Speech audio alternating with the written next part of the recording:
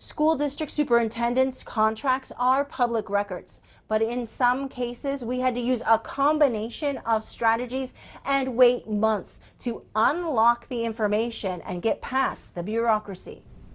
The ABC 15 investigators sent emails to school districts asking for three things: their most recent superintendent contract, any documents that break down the superintendent's total compensation, and information on school employees making more than $100,000 per year. We do value transparency, and certainly there's nothing to hide. Paul Ty from Arizona School Administrators represents more than 1,500 education leaders. We asked him about the hurdles that slowed our access to information, like having to resubmit our requests to numerous districts on this paper form.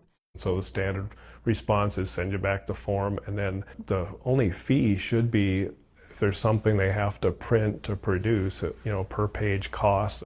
But several districts had much higher prices. The Glendale Elementary School District initially asked for $3,671.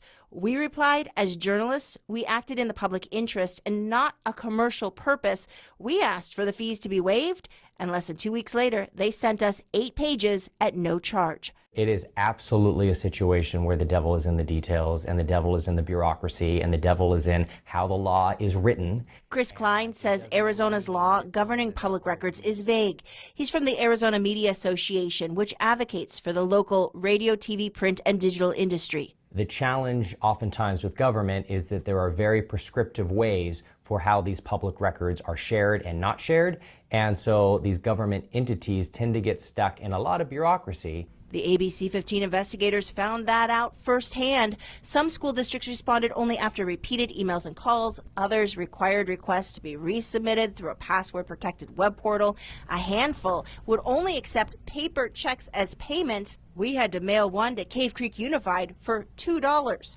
Still following the law, it can take weeks, if not months, if not quarters, to get access to something as simple as a couple of sheets of paper. And obviously that is not great for democracy, and that is not great for freedom of information, and yet it is the world that we live in. Klein says making access easier would likely involve a change to state law, but school districts could also review their own policies and improve timeliness and transparency. Flagstaff Unified Schools and a handful of others already post their superintendent contracts online. It's just the way we've done it since I got here, and I think it's a good practice. Right now at abc15.com, you can look up the salary data for 84 superintendents across the state. Though some of our viewers asked why their school districts weren't included, so we're taking on the assignment. This week we're reaching out to 30 more districts to get their information.